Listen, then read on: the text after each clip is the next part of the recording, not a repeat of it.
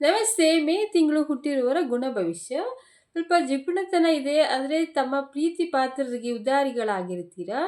ದೈಹಿಕ ಹಾಗೂ ಮಾನಸಿಕವಾಗಿ ಸಹನೆ, ದೃಢ ನಿಶ್ಚಯಿ ಆಗಿರ್ತೀರಾ.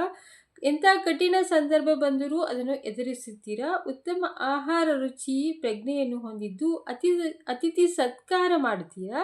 ತ್ಯಾಗಜೀವಿ. ವೈವಾಹಿಕ ಜೀವನದಲ್ಲಿ ಸ್ವಲ್ಪ ತೊಂದರೆ ಬರಬಹುದು. ಸ್ವಲ್ಪ ಅಸೂಯೆ ಗುಣ ಇದೆ. ಆದರೆ ಕ್ಷಮಾ ಗುಣವೂ ಇದೆ. ಜೀವನದಲ್ಲಿ ತುಂಬ ಯಶಸ್ವಿ ಆಗುತ್ತೀರಾ. ಸರ್ಕಾರ ಸಾರ್ವಜನಿಕ ಕ್ಷೇತ್ರಗಳಲ್ಲಿ ಉನ್ನತ ಹುದ್ದೆ ಪಡೆಯಬಹುದು. ಹೂ ಅಥವಾ ಕೃಷಿ ತೋಟಗಾರಿಕೆ ಮಾಡಬಹುದು. ಸಾಹಿತ್ಯ, ಸಂಗೀತ, ಕವನ, ಕಲೆಯ ಪ್ರಜ್ಞೆಯೂ ನಿಮಗೆ ಇದೆ. ಆದರೆ ಸ್ವಲ್ಪ ಶತ್ರುಗಳ ಕಾಟ ಇದೆ. ಆದರೆ ನೀವು ಸ್ನೇಹಜೀವಿ.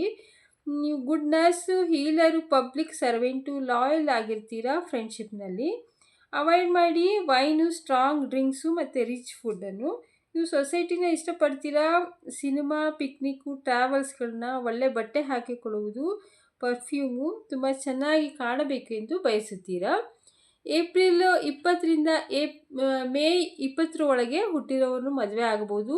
20 ಆಗಸ್ಟಿಂದ 20 ಸೆಪ್ಟೆಂಬರು, 20 ಡಿಸೆಂಬರಿಂದ 20 ಜನವರಿ, 20 ಅಕ್ಟೋಬರಿಂದ 20 ನವೆಂಬರ್ ಒಳಗೆ ಹುಟ್ಟಿದವರನ್ನು ಮದುವೆ ಆದರೆ ಒಳ್ಳೆಯದು. ನಿಮಗೆ ಸ್ವಲ್ಪ ಆರೋಗ್ಯ ಸಮಸ್ಯೆ ಅಂದರೆ ಗಂಟಲು, ಹೃದಯ, ಕಿಡ್ನಿ ಸಮಸ್ಯೆ ಬರಬಹುದು. ರೋಸ್, ಪಿಂಕ್, ಹಸಿರು, ಲೈಟ್ ಬ್ಲೂ ಕಲರ್ಗಳು ಒಳ್ಳೆಯದು ನಿಮಗೆ. ವಜ್ರ ಮತ್ತು ಪಚ್ಚೆ, ಮುತ್ತು ಹಾಕಿ ಶುಕ್ರನ ಮಂತ್ರಗಳು ಜಪಿಸಬಹುದು. ಅಥವಾ ದೇವಿ ಆರಾಧನೆ, ದುರ್ಗಿ, ಕಾಳಿ, ಬನಶಂಕರಿ, ಎಲ್ಲಮ್ಮ ದೇವಿ ಆರಾಧನೆ ಮಾಡಿದರೆ ತುಂಬ ಒಳ್ಳೆಯದಾಗುತ್ತದೆ.